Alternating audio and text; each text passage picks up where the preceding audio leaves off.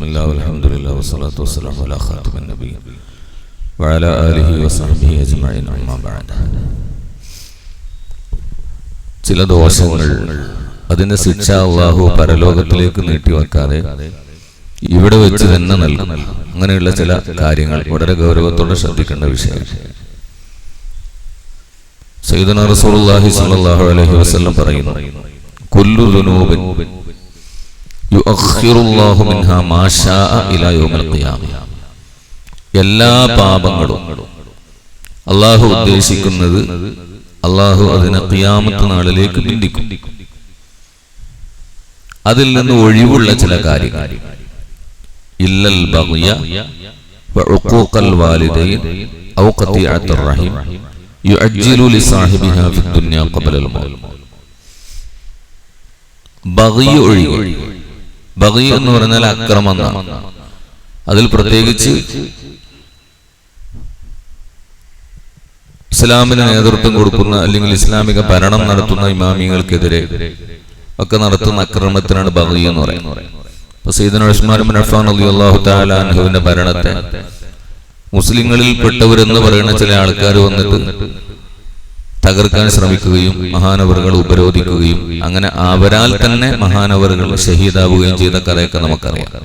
അത്തരത്തിലുള്ള സംഭവങ്ങൾക്കാണ് ബഗ്യ എന്ന് പറയുക. അത് നടത്തുന്നവർക്ക് ബാഗികൾ എന്നാണ് പറയാ. അങ്ങനെ ചെയ്താൽ ഭരണാധികാരികൾക്കെതിരെ രംഗത്തിറങ്ങി.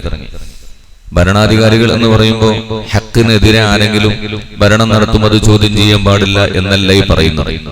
ഇസ്ലാമിക് റിപ്പബ്ലിക്കിലുള്ള ഭരണം നടത്തുന്ന ഇമാമിയങ്ങൾക്കെതിരെ രംഗത്ത് വരികയും അങ്ങനെ അവിടെ ഒരു വർഗീയ അല്ലെങ്കിൽ ജാതീയ ധ്രുവീകരണം, ഒരു ഭീകര അല്ലെങ്കിൽ തീവ്ര സ്വഭാവത്തിലുള്ള ഒരു എതിർ സംവിധാനം ഉണ്ടാക്കിയിട്ട് അവരെ താഴെ ഇറക്കാനോ അവരെ ആക്രമിക്കാനോ അവരെ ഭരണത്തെ ചോദ്യം ചെയ്യാനോ ശ്രമിക്കുന്നവർ ദുനിയാവിൽ നിന്ന് അല്ലാഹു അതിന് ശിക്ഷ കൊടുക്കും. മറ്റൊന്ന് ഉഖൂഖുൽ വാലിദൈൻ, മാതാപിതാക്കളെ ബുദ്ധിമുട്ടിക്കുക.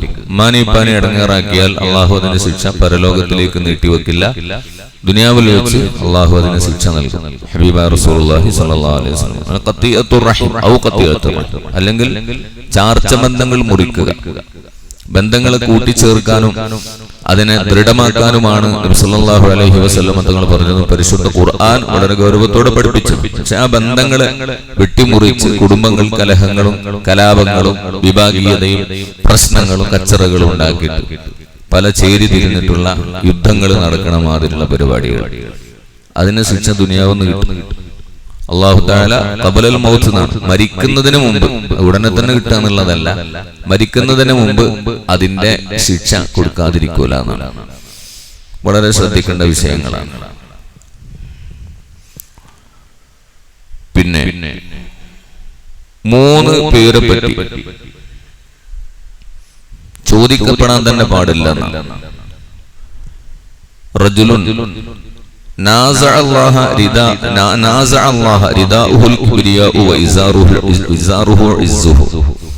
ഒരാള് അള്ളാഹുവിനെതിരെ രംഗത്തിറങ്ങി. അള്ളാഹുവിനാണ് ചോദ്യം ചെയ്യുന്നത്.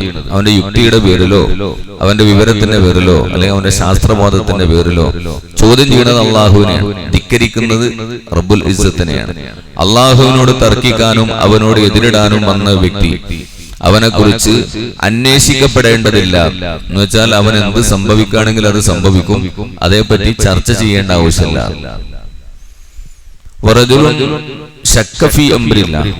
അള്ളാഹുവിന്റെ കാര്യത്തിൽ സംശയം പ്രകടിപ്പിക്കുന്നവർ, അള്ളാഹുവിന്റെ കാര്യം എന്ന് പറഞ്ഞാൽ അള്ളാഹുവിന്റെ വിധിയാവട്ടെ, അള്ളാഹുവിന്റെ തീരുമാനമാവട്ടെ, അള്ളാഹു റബ്ബാണ് രക്ഷിതാവാണ് എന്ന കാര്യമാവട്ടെ, അള്ളാഹുവിന്റെ നിയന്ത്രണത്തെ കുറിച്ചാവട്ടെ, എന്തായാലും അള്ളാഹുവുമായി ബന്ധപ്പെട്ട കാര്യങ്ങളിൽ സംശയിക്കുക. അതൊക്കെ അങ്ങനെയൊക്കെ ഉണ്ടാവും.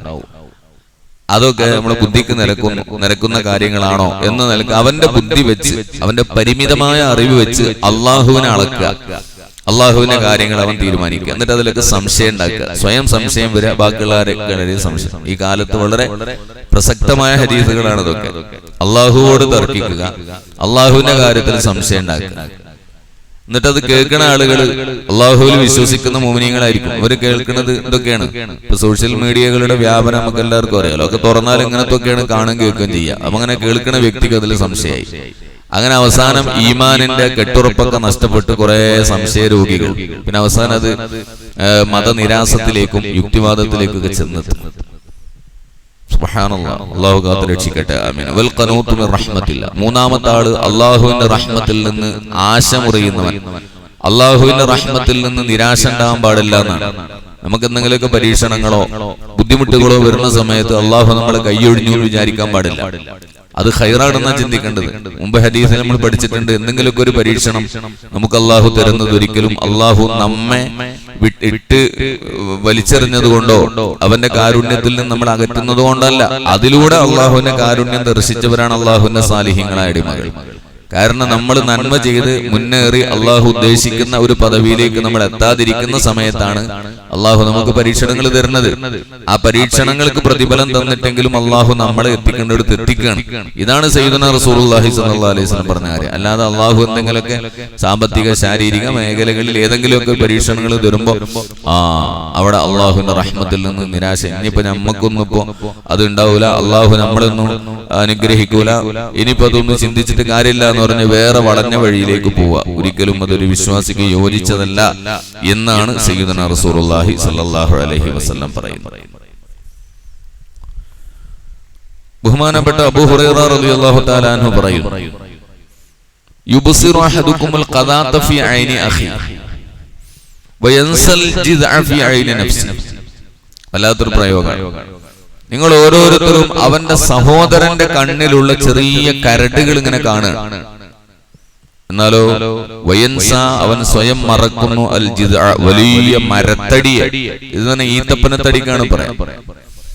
ഫി ഐനി നഫ്സി അവന്റെ സ്വന്തം നഫ്സിൽ അവന്റെ സ്വന്തം കണ്ണിലുള്ള വലിയ മരത്തടിയെ അവൻ മറക്കുകയും മറ്റുള്ളവരുടെ കണ്ണിലുള്ള ചെറിയ കരടുകളെ കാണുകയും ചെയ്യുന്നവരാണ് നിങ്ങളിൽ ചിലരെന്ന് മഹാനായ സയ്യിദുനാ അബൂ ഹുറൈറ റളിയല്ലാഹു തആല അൻഹുവിൽ നിന്ന് വന്ന വാക്ക്. ശരിയല്ലേ? നമ്മള് ബാക്കിയുള്ള ആൾക്കാരുടെ ന്യൂനതകളും കുറവുകളും നമ്മളെ കണ്ണുകൊണ്ട് കാണാൻ കഴിയും. കാരണം നമ്മുടെ രണ്ട് കണ്ണും പുറത്തുള്ളത് കാണാനുള്ളതാണ്. സ്വന്തം നഫ്സിനെ കാണാൻ ഈ കണ്ണുകൊണ്ട് കഴിയൂല. നമ്മുടെ ശരീരത്തിന്റെ മുഴുവൻ ഭാഗങ്ങൾ പോലും നമ്മളെ കണ്ണുകൊണ്ട് നമുക്ക് കാണാൻ കഴിയില്ല. നമ്മളെ പിൻഭാഗം ഇതുവരെ നമ്മൾ നേരിട്ട് കണ്ടിട്ടില്ല. കണ്ണാടി വെച്ചിട്ടൊക്കെ കാണേണ്ടി വരും, അതല്ലെങ്കിൽ വേറെ ആരെങ്കിലും പറഞ്ഞു തരേണ്ടി വരും. നമ്മളെ ബാക്ക് എങ്ങനെയാന്ന് നമുക്കറിയാൻ കഴിയില്ല. നമ്മുടെ ശരീരത്തിന്റെ പുറംഭാഗം തന്നെ നമ്മൾ മുഴുവനും കാണുന്നില്ല എന്നർത്ഥം. പിന്നെ ശരീരത്തിന്റെ ഉൾഭാഗം, നമ്മുടെ ന്യൂനതകൾ, നമ്മുടെ ആന്തരികമായ അഴിബുകൾ, കുറവുകൾ, കുറ്റങ്ങൾ, ഇത് നമുക്ക് തീരെയും കാണാൻ കഴിയില്ല. കാരണം ആ ഒരു കണ്ണ് അടഞ്ഞെടുക്കല്ലേ. മൂന്നാം കണ്ണ് എന്ന് പറഞ്ഞ അല്ലെങ്കിൽ ആറാം ഇന്ദ്രിയം എന്ന് പറയുന്ന ആ സാധനം പ്രവർത്തിക്കണമെന്നല്ല. പിന്നെ ഇപ്പൊ ഉള്ളിലെ ന്യൂനത നമ്മൾ കാണുന്നില്ലല്ലോ. നേരെ മറിച്ച് ബാക്കിയുള്ളവരെ വാക്കിൽ, നോക്കിൽ, ചെയ്തികളിൽ, പ്രവർത്തനങ്ങളിൽ, സ്വഭാവങ്ങളിൽ, സമീപനങ്ങളിൽ ഒക്കെ നമുക്ക് കുറവാണ്. എല്ലാവരും നമ്മളെ കണ്ണിൽ നിസ്സാരക്കാരാണ്. എല്ലാവരെയും നമ്മൾ കുറ്റം പറയും ചെയ്യും. സ്വന്തം നഫ്സിന്റെ ന്യൂനതകളുടെ കൂമ്പാരങ്ങളെ ഒന്നറിയാനോ അതൊന്ന് ശരിപ്പെടുത്താനോ ശ്രമിക്കാത്തവരാണ് നമ്മളിൽ ചിലരെന്നാണ് സയ്യിദുനാ അബൂ ഹുറൈറ റളിയല്ലാഹു തആല അൻഹു പറയുന്നത്. വളരെ ശരിയാണ്. അപ്പൊ മറ്റുള്ളവർക്കുള്ള പ്രയാസങ്ങൾ ദൂരീകരിക്കാനും മറ്റുള്ളവർക്ക് ഖൈർ ചെയ്യാനും ശ്രമിക്കല്ലാതെ അവരെ ബുദ്ധിമുട്ടിക്കാൻ പാടില്ല എന്നാണ്. അതിനൊരു ഉദാഹരണമാണ് അടുത്ത ഹദീസ്. ബഹുമാനപ്പെട്ട മുആവിയ്യത്ത് ഇബ്നു ഖുറ എന്ന മഹാൻ മഅഖലുൽ മുസനി റളിയല്ലാഹു തആല അൻഹു എന്ന സഹാബിയുടെ കൂടെ അങ്ങനെ പോകുമ്പോൾ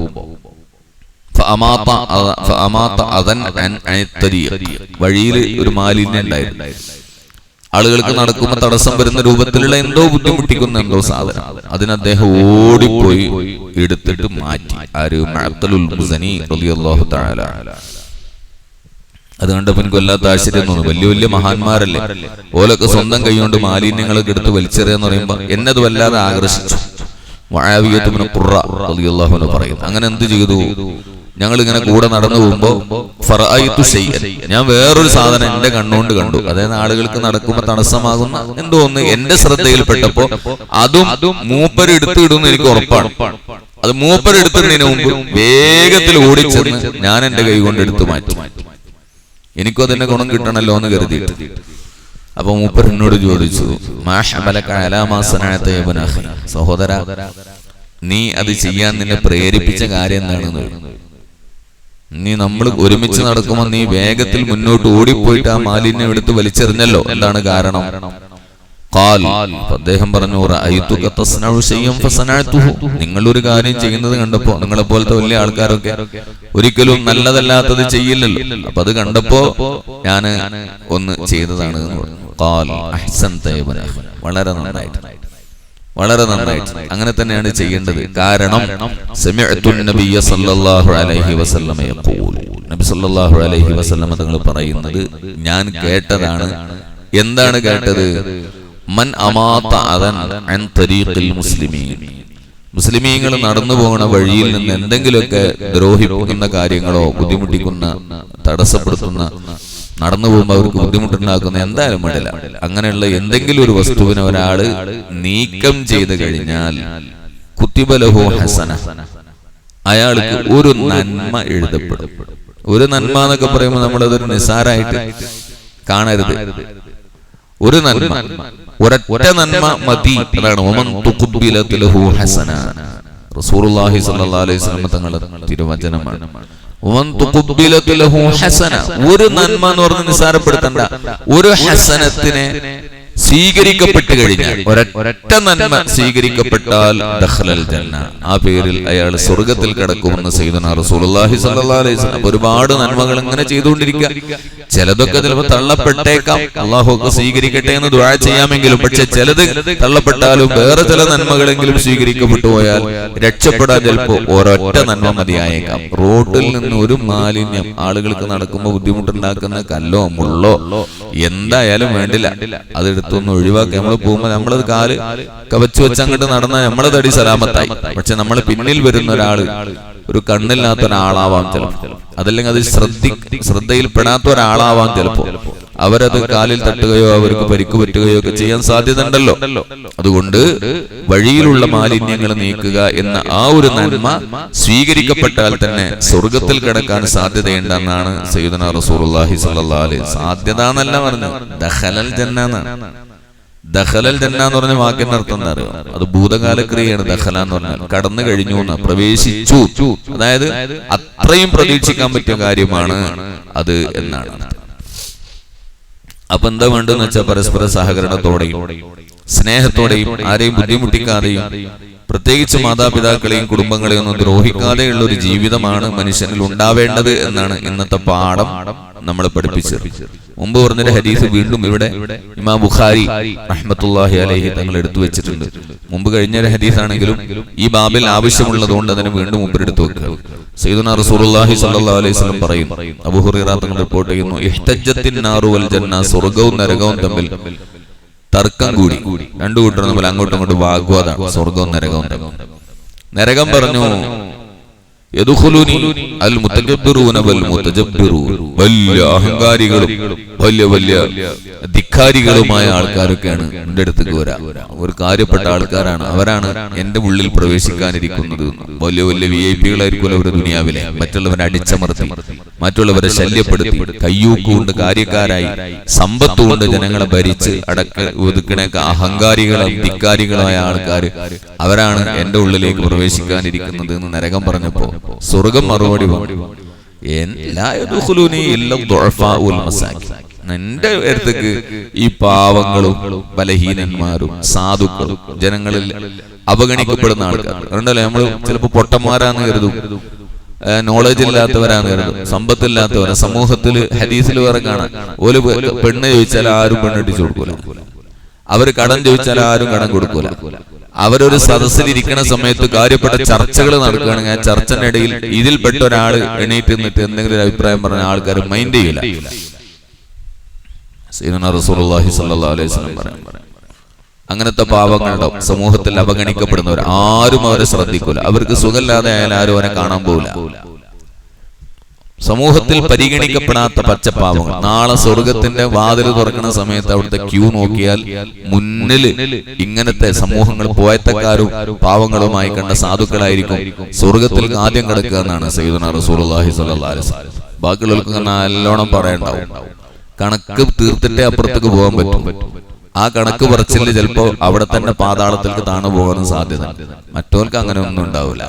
അതാണ് സാധുക്കളെ എപ്പോഴും നമ്മൾ സ്നേഹിക്കണം, സാധുക്കളുടെ കൂടെ ആവാൻ. അതുകൊണ്ടല്ല ഹബീബ നബി സല്ലല്ലാഹു അലൈഹി വസല്ലം പറഞ്ഞു, എനിക്ക് സാധുവായിട്ട് ജീവിക്കാനും ഒരു സാധുവായിട്ട് മരിച്ചിട്ട് സാധുക്കളുടെ കൂടെ കൂടാനാണ് എനിക്ക് ഇഷ്ടം. എന്നെ അങ്ങനെ ആക്കിത്തരണേ പടച്ചോനെ എന്ന് ദുആയിരുന്നിട്ടുണ്ട്. അല്ലാഹുമ്മ അഹ്യിനി മിസ്കീനൻ വഅമിത്നി മിസ്കീനൻ വഹ്ശുർനി ഫീ സുംറത്തിൽ മസാകിൻ. പടച്ചോനെ ഒരു മിസ്കീനായിട്ട് എന്നെ ജീവിപ്പിക്കണം, ഒരു മിസ്കീനായിട്ട് എന്നെ മരിപ്പിക്കും, എന്നെ മിസ്കീന്മാരുടെ കൂട്ടത്തിൽ നീ ഒരുമിച്ച് കൂട്ടും. അതിലേറെ രസമുള്ള വേറെ ഹദീസ്, അക്സറു അഹ്ലിൽ ജന്നത്തിൽ ബുലഹൂൻ, സ്വർഗത്തിൽ അധികം ആൾക്കാരും പൊട്ടന്മാരായിരിക്കും. നമ്മൾ മൊയന്തന്മാര് പോയത്തക്കാരെന്നൊക്കെ പറയും, അങ്ങനത്തെവരായിരിക്കും സ്വർഗത്തിൽ അധികം ഉണ്ടാവുക എന്ന് സയ്യിദുനാ റസൂലുള്ളാഹി സ്വല്ലല്ലാഹു അലൈഹി വസല്ലം. എന്താ അതിനർത്ഥം? കുറെ പോയത്തക്കാർക്ക്, കുറെ അന്തക്കമ്മികൾക്ക് താമസിക്കാനുള്ള ഇടമാണ് സ്വർഗം എന്നാണോ പറഞ്ഞതിന്റെ അർത്ഥം? ഒരിക്കലും അങ്ങനല്ല. സമൂഹത്തിൽപ്പെട്ട ധിക്കാരികളും അഹങ്കാരികളുമായ ആളുകൾ പൊട്ടന്മാരും പോയത്തക്കാരുമാണെന്ന് പറഞ്ഞ് മാറ്റി നിർത്തുന്നവർ അവരാണ് ബുദ്ധിമാന്മാര് ശരിക്കും. പക്ഷെ അവരുടെ ബുദ്ധിയും അവരുടെ തന്റെ ഇടവും അവരുടെ തിരിച്ചറിവും ഇവർക്ക് അറിഞ്ഞില്ല എന്ന് മാത്രം. അവർ അള്ളാനെ മനസ്സിലാക്കി, ഇവര് ദുനിയാവ് മനസ്സിലാക്കി. അവരേറ്റവും വലിയ സമ്പത്ത് തഖ്വയെന്ന് മനസ്സിലാക്കി, ഇവരേറ്റവും വലിയ സമ്പത്ത് ദുനിയാവിലെ ഈ കുന്നുകൂട്ടപ്പെടുന്ന സമ്പത്തുകളാന്ന് മനസ്സിലാക്കി. ഇവരാണ് ബുദ്ധിമാന്മാരെന്നാണ് ഇവരെ ധാരണ. ഇവരെ വിചാരം, ഇവരെ വലിയ യുക്തി, ഇവരെ ബുദ്ധി അതിൽ കാണുന്നതും അതിൽ ഉദിക്കുന്നതുമാണ് സത്യം ഇവര് മനസ്സിലാക്കി. മറ്റോലോ അള്ളാഹു അവർക്ക് നൽകുന്ന ഇൽഹാമുകളും അള്ളാഹു അവരെ കൽബിൽ കൊടുക്കുന്ന ആ നല്ല നല്ല ചിന്തകളും അതിലൂടെ ഉരുത്തിരിഞ്ഞു വരുന്ന ആശയങ്ങൾ, അതാണ് സത്യം അവര് മനസ്സിലാക്കി. ദുനിയാവിൽ പോയത്തക്കാരായി കാണപ്പെടുന്നവർ നാളെ സ്വർഗത്തിൽ രാജാക്കന്മാരായിരിക്കും എന്നാണ് ഹബീബായ റസൂലുള്ളാഹി സ്വല്ലല്ലാഹു അലൈഹി വസല്ലം പറയുന്നത്. അപ്പൊ അതുകൊണ്ട് തരം താഴ്ത്തല്ല വേണ്ട, സ്വർഗം പറയുന്നത് കേട്ടോളി. സ്വർഗം പറഞ്ഞു എന്റെ ഉള്ളിൽ വരെ ളുഅഫാഉം മസാക്കീനുമാണ്, പാവങ്ങളും ബലഹീനന്മാരായ ആൾക്കാരുമാണ്. അല്ലാഹു തആല പറഞ്ഞു, രണ്ടാണ് വെറുതെ കച്ചറ കൂടലി, ഞാൻ തീരുമാനം എടുത്തരാം. അന്ത്യ അദാബി, നീ എന്റെ ശിക്ഷയാണെന്നുള്ള ഓർമ്മയാണ്. നരകത്തിനോട് അള്ളാഹു പറയാണ്, നീ എന്റെ ശിക്ഷയാണ്. അന്തഖിമു ബികി മിമ്മൻ ശിഅ്തു, ഞാൻ ഉദ്ദേശിക്കുന്നവരെ നിന്നിൽ വെച്ച് ഞാൻ ശിക്ഷിക്കും, അല്ലെങ്കിൽ ഉദ്ദേശിക്കുന്നവരിൽ നിന്ന് ഞാൻ ഇന്തിഖാം എടുക്കും. അതായത് ഉദ്ദേശിക്കുന്നവരെ നിന്നിൽ കടത്തിയിട്ട് ഞാൻ ശിക്ഷിക്കും. ഇതിനെ ശിക്ഷിക്കണ സ്ഥലമാണ്, അതുകൊണ്ട് നീ അത് അംഗീകരിച്ചാൽ മതി. സ്വർഗത്തോട് പറഞ്ഞു, അന്തി റഹ്മത്തി, നീ എന്റെ കാരുണ്യമാണ്. അർഹമു ബികി മൻ ശിഅ്തു, ഞാൻ ഉദ്ദേശിക്കുന്ന ആളുകളെ നിന്റെ ഉള്ളിൽ പ്രവേശിപ്പിച്ച് ഞാൻ അനുഗ്രഹിക്കും എന്ന് സ്വർഗത്തോടും പറഞ്ഞു. അതുകൊണ്ട് രണ്ട് വിപരീത സ്വഭാവക്കാരാണ്. വിപരീത സ്വഭാവമുള്ള രണ്ടാൾക്കാരെ തമ്മിൽ തർക്കിച്ചാൽ എവിടെ എത്തൂലല്ലോ. തർക്കം മൂർച്ഛിച്ച് അങ്ങനെ കത്തിക്കയറാന്നല്ലാതെ രണ്ടാളും സമരസപ്പെടണം. സോൾവ് ആക്കണമെങ്കിൽ രണ്ടാളും ഒരു അവസ്ഥയ്ക്ക് വരണം. അവിടെ നിങ്ങൾ രണ്ടാളും തർക്കിച്ചിട്ട് എവിടെ എത്തൂല. നരകത്തിന്റെ പാട്ടില് സ്വർഗത്തിന്റെ പാട്ട് എന്ന് പറഞ്ഞ് അള്ളാഹു അതിന്റെ ഇടയിൽ തീരുമാനം എടുത്തു എന്നാണ് സയ്യിദുനാ റസൂലുള്ളാഹി സ്വല്ലല്ലാഹു അലൈഹി വസല്ലം തങ്ങൾ പറഞ്ഞിട്ടുള്ളത്. അപ്പൊ കാര്യങ്ങളൊക്കെ മനസ്സിലാക്കി അതനുസരിച്ച് ജീവിക്കുന്ന മുത്തഖീങ്ങളിൽ അള്ളാഹു നമ്മളെ ഉൾപ്പെടുത്തട്ടെ. ആമീൻ എന്ന് ദുആ ചെയ്ത് അവസാനിപ്പിക്കുന്നു. ആഖിറു ദഅവാനാ അൽഹംദുലില്ലാഹി റബ്ബിൽ ആലമീൻ. സല്ലല്ലാഹു അലാ മുഹമ്മദ് സല്ലല്ലാഹു അലൈഹി വസല്ലം. സല്ലല്ലാഹു അലാ മുഹമ്മദ് സല്ലല്ലാഹു അലൈഹി വസല്ലം. അല്ലാഹുമ്മ സ്വല്ലി അലാ മുഹമ്മദ് യാ റബ്ബി സ്വല്ലി.